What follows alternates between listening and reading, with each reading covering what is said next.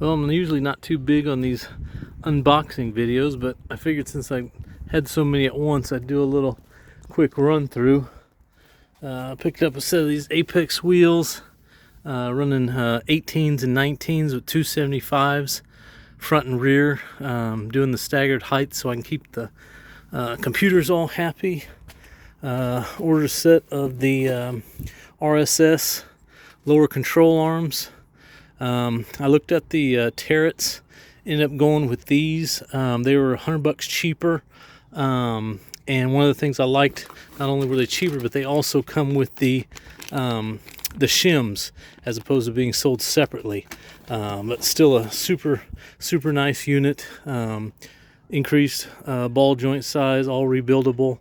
They sell all these parts. You can rebuild it right there. Got the adjustable caster puck in it. Of course, all your camera adjustments out on the end. Turret camber plates. They are not adjustable, but I'm going full race car. I just needed max anyway, so hopefully those should work for that. Domed top hats for the rear. I guess kind of specific to the 987 requires those. So those are for the rear, and then these are turrets rear motorsports tow arms. They're a little different as opposed to the the two nuts on the end, like most of them will have. It's got this pinch collar instead of the nut, so you just screw it in or out wherever you need it, and then pinch down the bolt, and it holds it right where you're at, and you don't have to worry about the double nuts backing out or anything like that. This is LN Engineering paddle shift kit for a quick disconnect. It's got your paddle shift mechanism here with all the wiring, actuators. You got your carbon fiber paddles as well, and it comes with everything you need as far as all the hubs, adapters. Looks like some sort of a little trim ring of some kind, and then all the wiring to tie it into the factory harness. This is also LN Engineering. This is their oil cooler delete for going standalone as opposed to the stock water cooled or their enlarged water cooled oil cooler. This is so you can do a standalone air cooled separate, keep your cooling separate, which is important here in Texas. We can't really combine our cooling and get away with it here. So that's what this is. These are just some AN banjos, which are kind of unique for the rear diff to do a cooler. But they're banjos that get you a AN, and then they thread straight into the stock fill and drain bungs on the rear diff. In here you can see the turret sway bars, front and rear. I went with their standard. I really wanted to go with their oversized, but both Turret themselves and the race shop that I talked to recommended the standard size, not the oversized. They said the oversized are more for your limited SCCA classes where you're only allowed to change one bar. So they changed one really big to try to make up for the two mediums. So hopefully that works out. This is pretty small compared to what I'm used to coming from the Corvette world.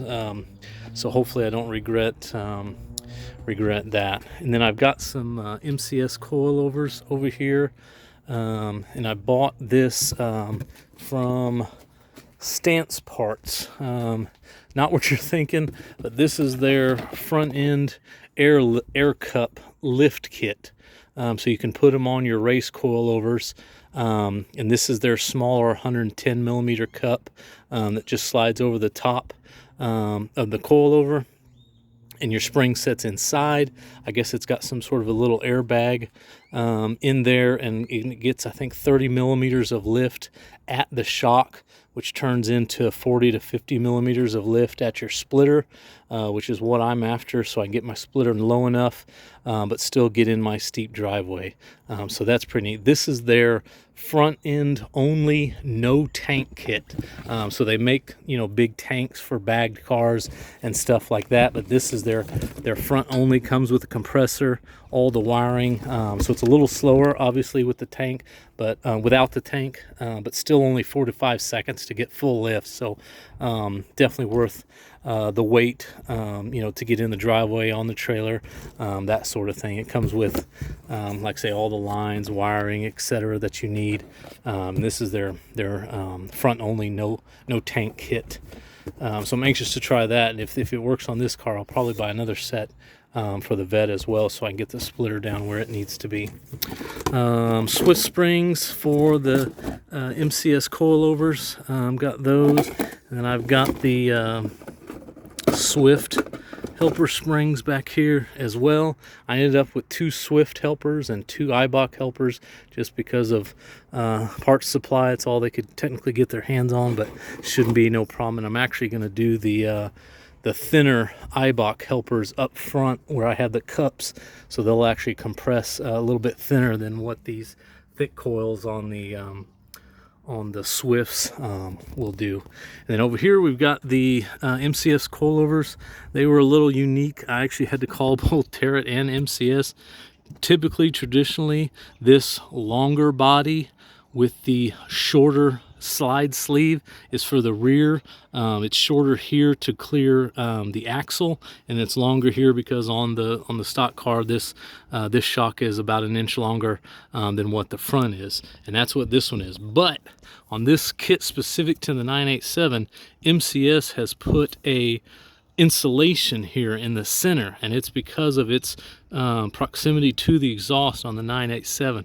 So they've got this fat section that's all insulated that keeps the oil cooler. So it's actually reversed on this specific kit. You'll see it's got the longer slide in area here, and like I say, it's actually shorter overall, which is backwards from their typical kits.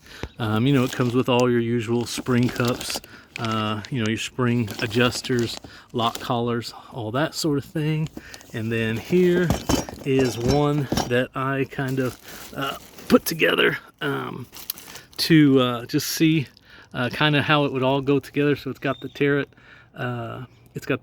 camber plate up top. I've got the spring, stance parts lift kit up front. You can see the airline coming out there. Like I say, this is their narrowest 110 millimeter cup. You can see the Swift springs there, the massive 22 millimeter shaft coming out of the MCS's. This is the Eibach helper that I was talking about. You can see how much narrower they are, and then all the lockers and sliders and stuff. These are just kind of assembled. Just want to see how it would all go together. And that's basically it. So like I say, I don't usually, not much for these type of videos, but I kind of had a bunch of stuff all at once. Thought it'd be cool to make a little video of everything, and kind of go over the details of each and why I went with them, that sort of thing. So hopefully this helps somebody else out there.